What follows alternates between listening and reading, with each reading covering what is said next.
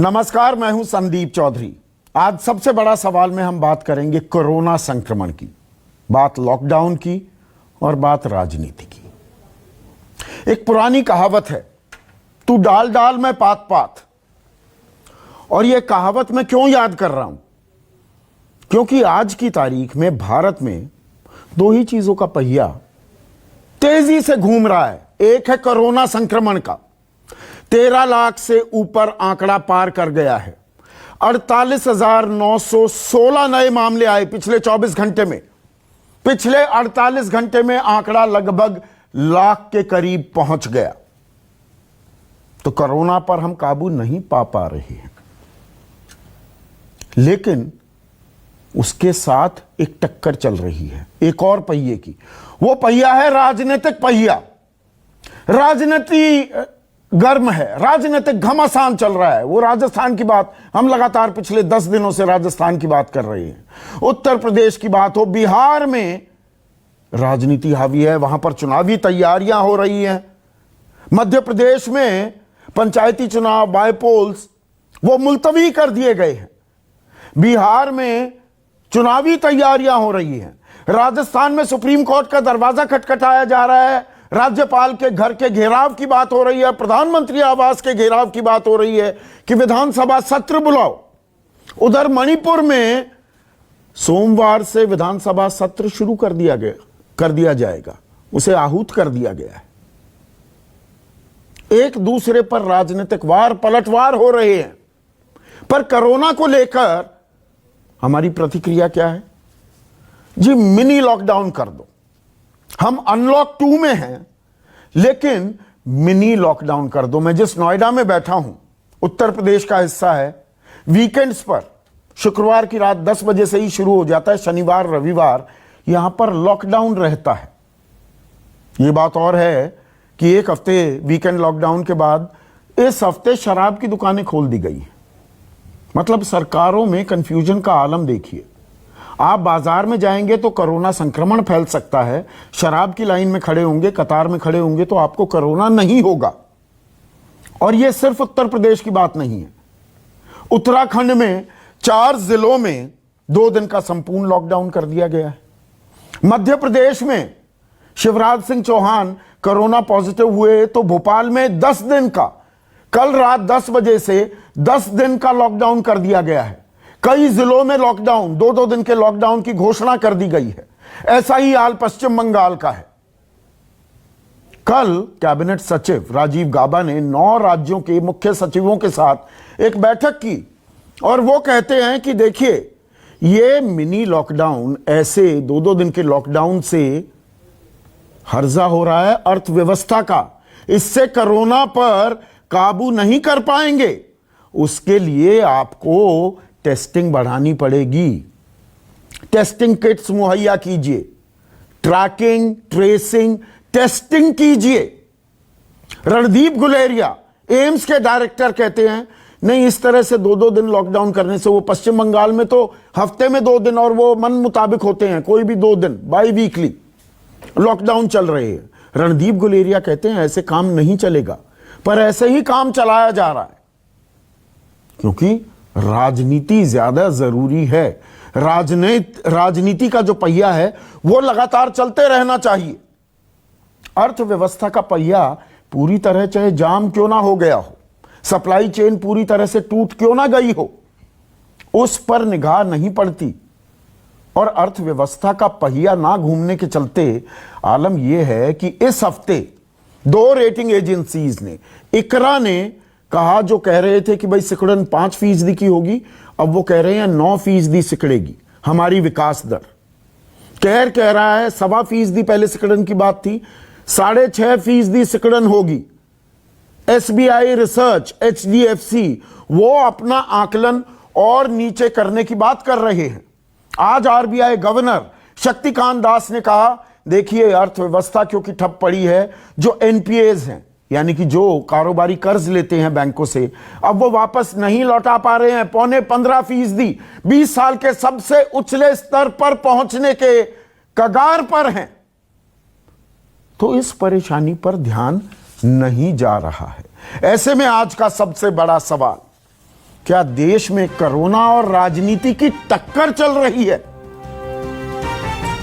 और क्या 2 दिन के लॉकडाउन से रुकेगा कोरोना?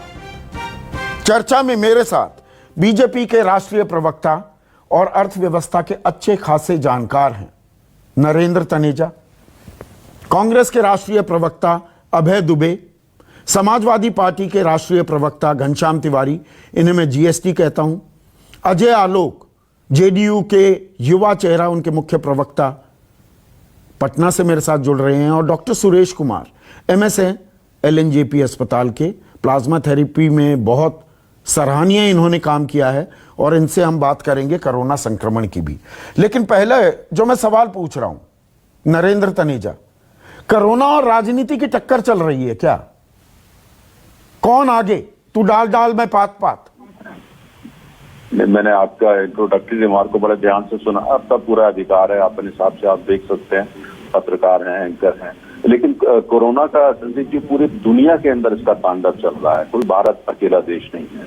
अच्छा, चूंकि हम लोकतंत्र हैं तो सब जगह अपना डॉक्टर अपना काम कर रहे हैं, इंजीनियर अपना काम कर रहे हैं, आप एंकर हैं, आप अपना काम कर रहे हैं। राजनीति तो रहेगी, लोकतंत्र है जहाँ पे, तो वो भी साथ में चलेगी, है ना। और साथ में हमने ये भी जो डॉक्टर्स हैं, सरकार है, नीतियां मिलाकर के अपना अपना काम, कोरोना वायरस भारत में आप उठा करके देखें, और आपने देखा तमाम आपने जो चर्चा की राज्य सरकारों की भूमिकाओं की चर्चा करी, आपने लगभग सभी राज्य सरकारों के बारे में टिप्पणी करी, चाहे वो किसी भी राजनीति। बिल्कुल, मैं राजनीति नहीं करना चाहता हूं, हम एक गंभीर विषय पर चर्चा कर रहे हैं, बहस भी नहीं, इसीलिए आप लोगों को बुलाया है। नहीं, आपने बहुत अच्छा किया, आपने सबकी चर्चा करी, बंगाल की भी करी और सबकी करी, बहुत अच्छी बात है। और आपने अपने हिसाब से जहां जिस राज्य की ग्राउंड रियलिटी है, चाहे वो हमारी हो या विपक्ष की सरकार है, मैं किसी पे टिप्पणी नहीं कर रहा। अपने अपने हिसाब से मैं नहीं मानने को तैयार नहीं कि कोई भी मुख्यमंत्री ये चाहेगा कि उनके राज्य के अंदर उनकी जनता या उनके लोगों को तकलीफ आए, किसी की जान चले। मैं मानने को तैयार नहीं, चाहे किसी भी राजनीतिक दल की। नहीं, हमारी कोई स्ट्रैटेजी है क्या नरेंद्र तनेजा? देखिए, आप अर्थव्यवस्था के जानकार हैं, 1 मिनट सुनिए, पूरा मैं टाइम दूंगा आपको।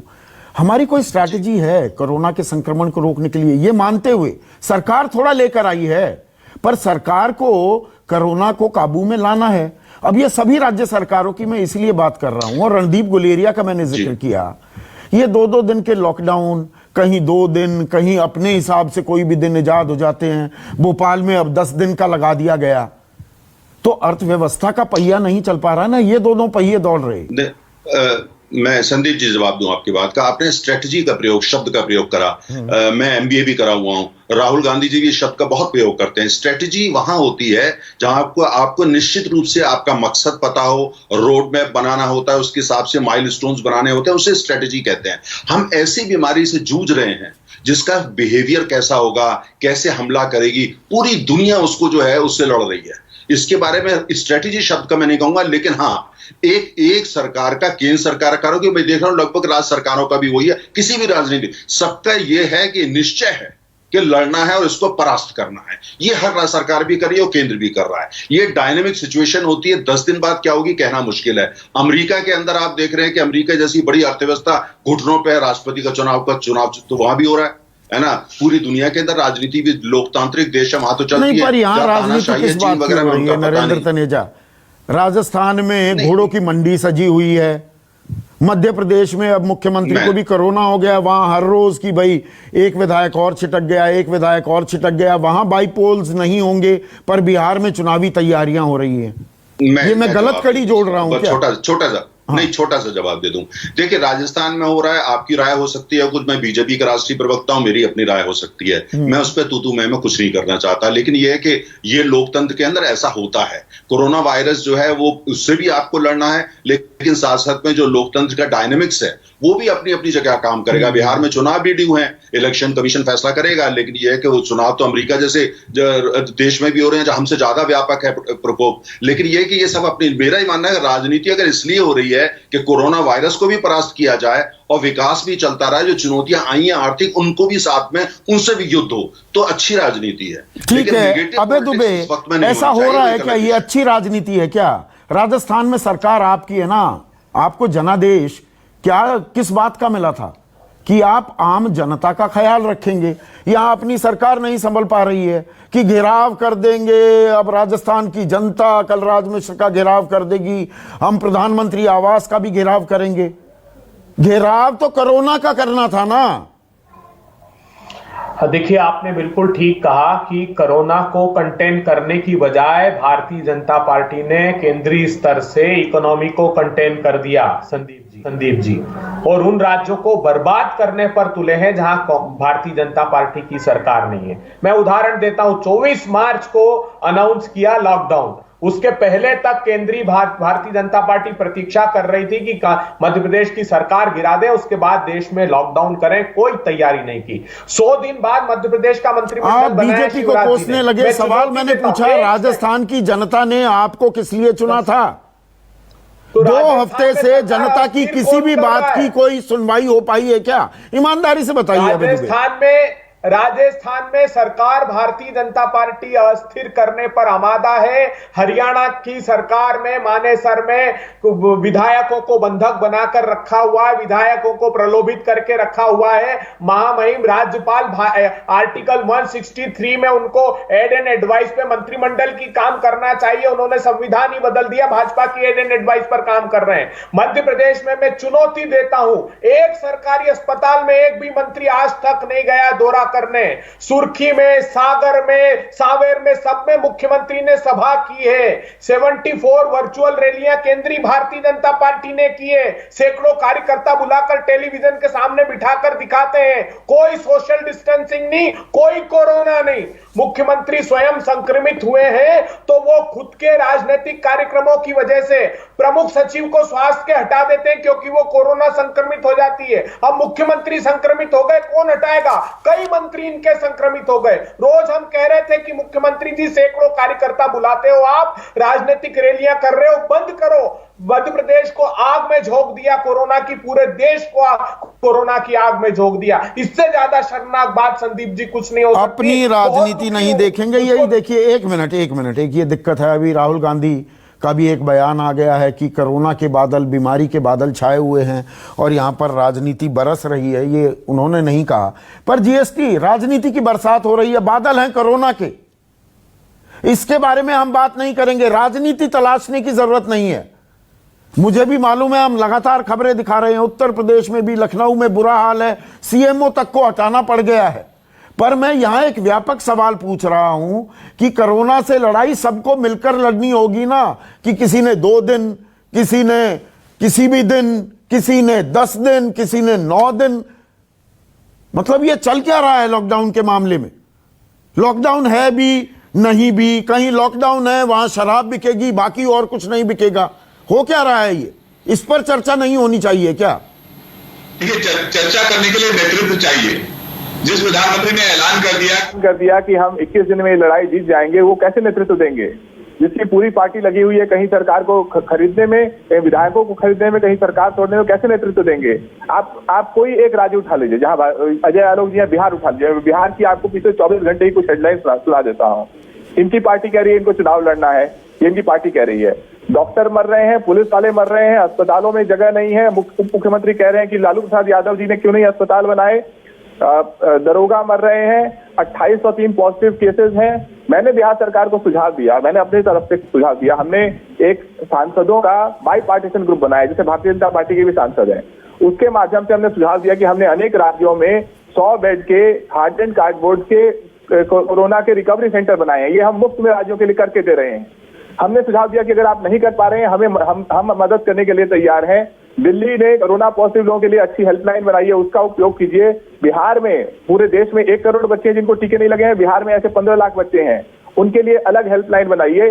इस देश में सफिशिएंट नॉलेज है, सफिशिएंट प्रोसेसेस है। हम एक देश के रूप में 4 महीने से लड़ रहे हैं। लेकिन अगर सरकार जो है आंख बंद करके सो जाए, मुख्यमंत्री गायब हो जाए, उनकी पार्टी के प्रवक्ता राजनीतिक बयानबाजी में मशगूल हो जाए, प्रधानमंत्री 4 जुलाई को बिहार में जनसंवाद रैली करें और कहें कि बिहार कोरोना से जीत गया। कितने बड़े तरीके से प्रधानमंत्री ने अपनी पार्टी को गुमराह किया और बिहार को गुमराह किया। उसका नतीजा ये होगा कि तबलीगी जमात की तरफ बिहार में भारतीय जनता पार्टी का कार्यालय, मैंने सवाल पूरे देश के परिप्रेक्ष्य में पूछा जीएसटी, और आप बिहार पर लग गए, जिस जगह आपकी पार्टी की पैठ भी नहीं है। डॉक्टर सुरेश कुमार, यही दिक्कत है क्या? राजनीति इतनी हावी हो जाती है, कोरोना के बादल छाए हुए हैं, और जब मैं कंफ्यूजन की बात करता हूं, मैं स्ट्रैटेजी शब्द इस्तेमाल करता हूं। क्या मैं गलत कह रहा हूं या गलत कर रहा हूं डॉक्टर सुरेश कुमार? ये मिनी लॉकडाउन नहीं चलेंगे। रणदीप गुलेरिया भी ये मानते हैं।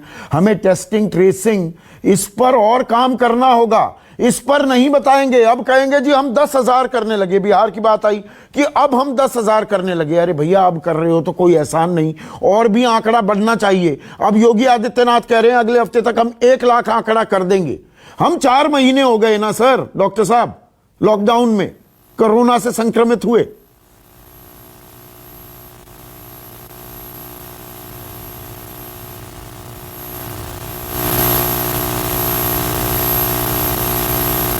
डॉक्टर साहब आपका ऑडियो नहीं आ पा रहा है। मैं आपका ऑडियो ठीक कराता हूं।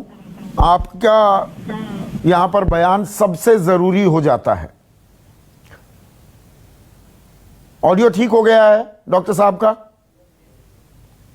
तो डॉक्टर साहब मैं आपके पास आता हूं, लेकिन नरेंद्र तनेजा डॉक्टर से जो मैं सवाल पूछना चाह रहा था वो तो मैं पूछूंगा ही। इकॉनमी पर तो असर पड़ रहा है ना, और जो ये मैं आंकड़े बता रहा हूं, मैं इकरा की बात कह रहा हूं, सिकड़न 9.5% की बात करने लगे, या कैर अब 6.5% की बात करने लगा है। जो पहिया चलता हुआ दिख रहा था वो पहिया फिर से जाम हो रहा है ना। ये कॉज ऑफ कंसर्न होना चाहिए कि नहीं होना चाहिए? नहीं, अर्थव्यवस्था पूरी दुनिया ग्लोबल इकोनॉमी के ऊपर इसका असर पड़ रहा है। कौन सा ऐसा देश है, मुझे एक देश का नाम बता दीजिए जिसकी अर्थव्यवस्था, और भारत भी हम उसमें शामिल है, बिल्कुल पड़ रहा है। और जब इतना जो आदमी आज 3 अरब लोग दुनिया के अंदर घर पे बैठे हुए हैं, जब 3 अरब दुनिया की आधी आबादी घर बैठ जाएगी तो अर्थव्यवस्था पे तो असर पड़ेगा ही, पड़ रहा है। लेकिन यह कि ये कहना है कि उसके लिए काम नहीं किया जा रहा, या उसमें कोई उसके हिसाब से नीतियों को जो परिवर्तित नहीं किया जा रहा, या प्रोएक्टिवली 24 घंटे काम, वो कहना गलत होगा। मेरा ये मानना है कि अगर ऐसा होता कि चारों तरफ अंधेरा हो गया है तो पिछले 40 दिन के अंदर ही जितने बिलियन डॉलर का भारत में जो निवेश लेकर के आ रहे हैं, क्यों आ रहे हैं उनको तो अर्थशास्त्र पता है। वो तो संदीप मेरे और आपकी तरह तो नहीं है, वो तो चेक लिख रहे हैं, पैसा लेके आ रहे हैं यहाँ पे भारत में, खरबों रुपया लेके आ रहे हैं। क्यों लेकर के आ रहे हैं? प्रश्न ये होता है कि देखिए, जहां अगर ये हमने फैसला कर लिया है कि भाई प्रधानमंत्री ने कहा था 18 दिन के अंदर खत्म कर देंगे, मुझे वो बयान आपके पास है, आप भी दिखाइए। ये जो आकर के अंधे की तरीके से बोलते हैं, ये बयान क्या दिखाना? ये तो कहा था कि 18 दिन महाभारत की लड़ाई थी, 21 दिन में हम जीत लेंगे। सुनिए बात सुनिए। हाँ। जो एक कोलोकियल उसके अंदर आम आदमी से जब बात करते हैं तो आप बहुत चीजें समझाने का प्रयास करते हैं, और उस समय जो नजरिया पूरी दुनिया के अंदर ये नजर आ रहा था। अमेरिका के राष्ट्रपति कहते थे कुछ दिनों की बात है, तो लेकिन उसके बाद ये इसका जो तांडव है किस तरह का चलेगा किसी को पता नहीं था। आज जो आके बयान दे रहे हैं, जिनकी कोई जिम्मेदारी नहीं है, लेकिन बयानबाजी करते हैं, सिर्फ 24 घंटे करते रहते हैं हर चैनल पे, उनसे पूछिए, वो बताया कि क्या होना चाहिए, उनके साथ क्या। मैं उनसे भी पूछूंगा और विपक्ष तो सवाल उठाएगा ही। देखिए यही प्रजातंत्र की ताकत होती है। एक मिनट, नरेंद्र तनेजा, डॉक्टर सुरेश कुमार जुड़ गए हैं मेरे साथ। डॉक्टर सुरेश कुमार, मेरा सवाल बड़ा सीधा था। देखिए 4 महीने हो गए ना हम लॉकडाउन में, हम राजनीति हावी है। अब ये लॉकडाउन कहीं कहीं मिनी लॉकडाउन, 2 दिन का, 1 दिन का, कहीं लॉकडाउन है, शराब बिक रही है, बाकी आप बाहर नहीं जा सकते, कहीं 10 दिन का कर दिया। रणदीप गुलेरिया भी ये कहते हैं मिनी लॉकडाउन से, ये 2-2 दिन के लॉकडाउन से काम नहीं चलेगा। हमारी कोई स्ट्रैटेजी भी है क्या? उस शब्द पर नरेंद्र तनेजा ने थोड़ी आपत्ति दर्ज की, पर कोई स्ट्रैटेजी होनी चाहिए ना, एक सीधा तरीका होना चाहिए। या कंफ्यूजन है, रायता फैला हुआ है दरअसल?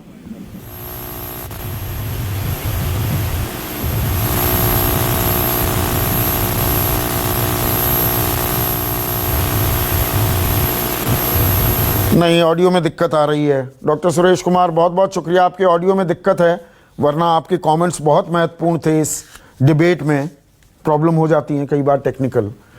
पर अभय दुबे, राजनीतिक पहिया नहीं घूमेगा तो देश आगे कैसे बढ़ेगा?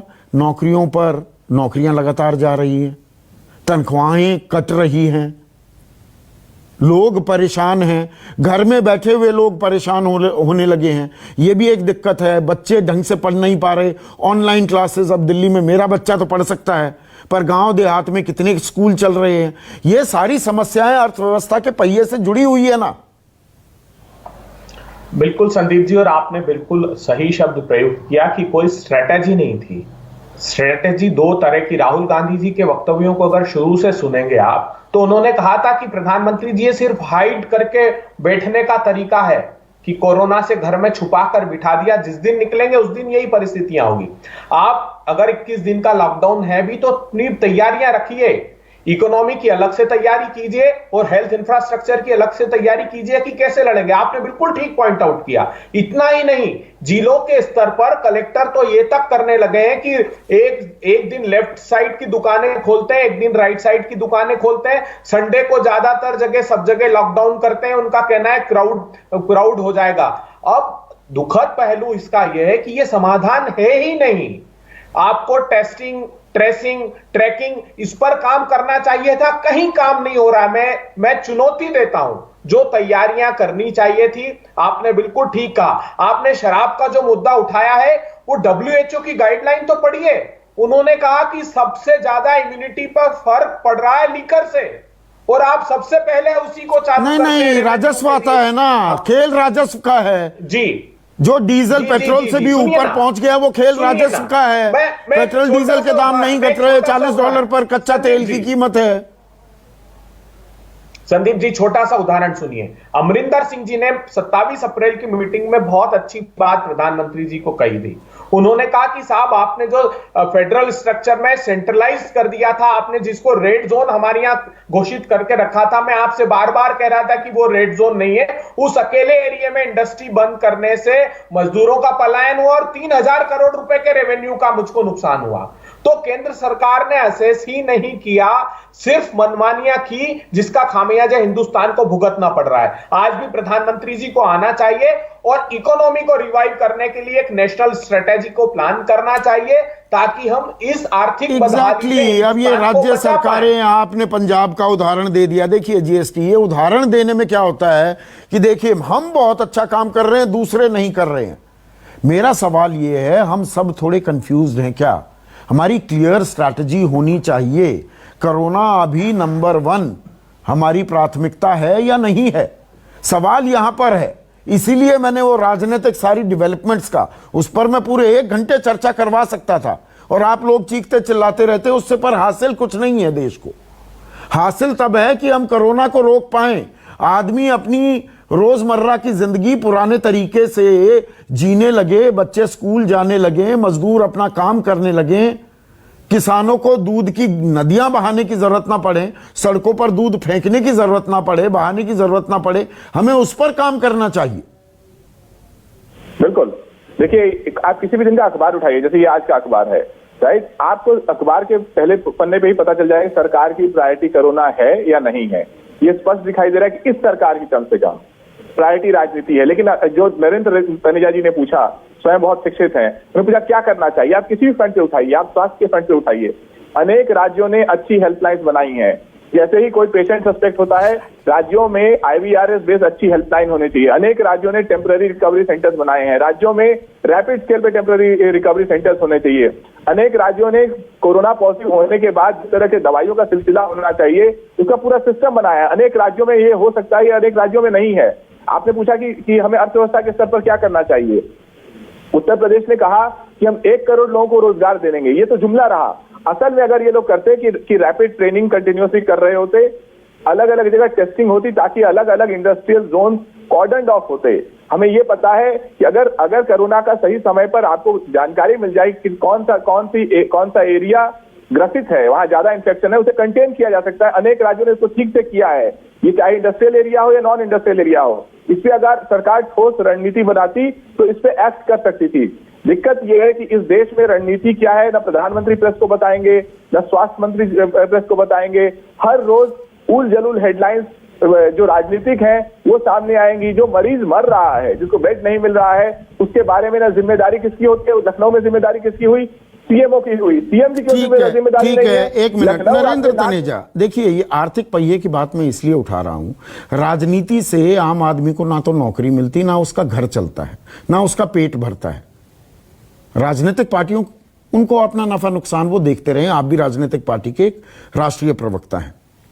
अर्थव्यवस्था जब रुकती है ना, थमती है, मैंने इसलिए विकास दर के गोते की बात की, मैं नौकरियों की बात कर रहा हूं, मैं पढ़ाई लिखाई की बात कर रहा हूं।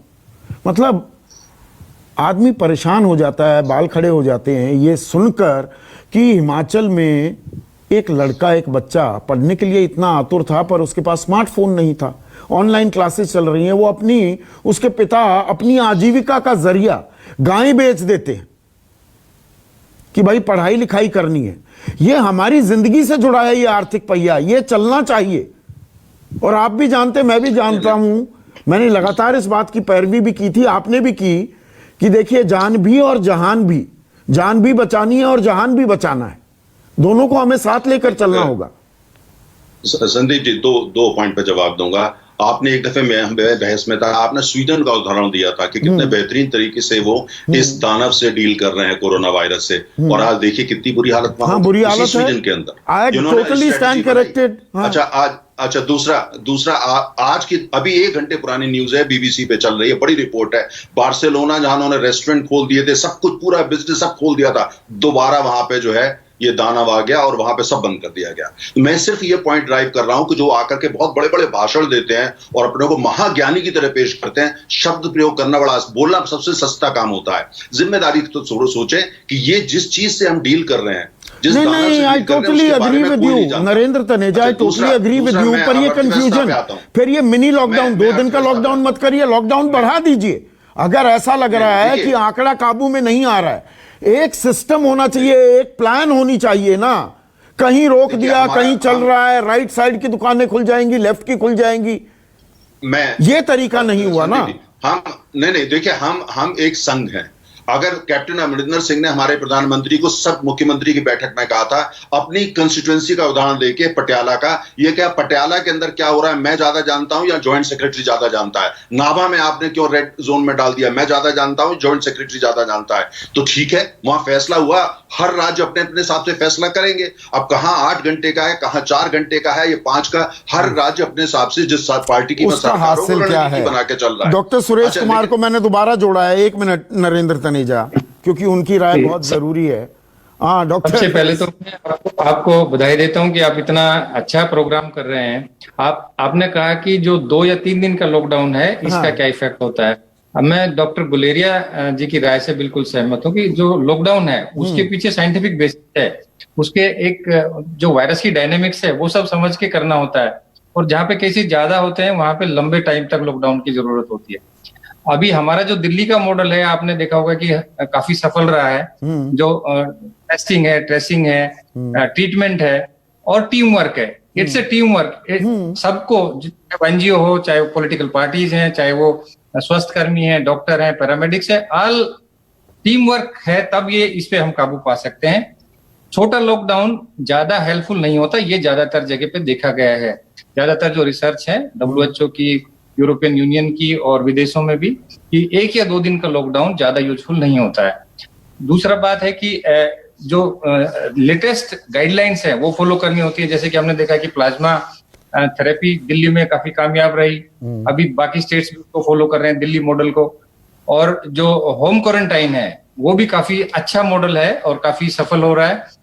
सबसे ज्यादा है कि इसमें ज्यादा से ज्यादा लोग टीम की तरह काम करें और तभी हम इस पे काबू पा सकते हैं। नहीं, टीम वर्क तो हो ही नहीं रहा ना डॉक्टर साहब। मैं आपसे राजनीतिक बयान तो नहीं लूंगा, पर राजनीति हावी हो रही है। देखिए हर चीज में ये टक्कर हो रही है, कोरोना और राजनीति में।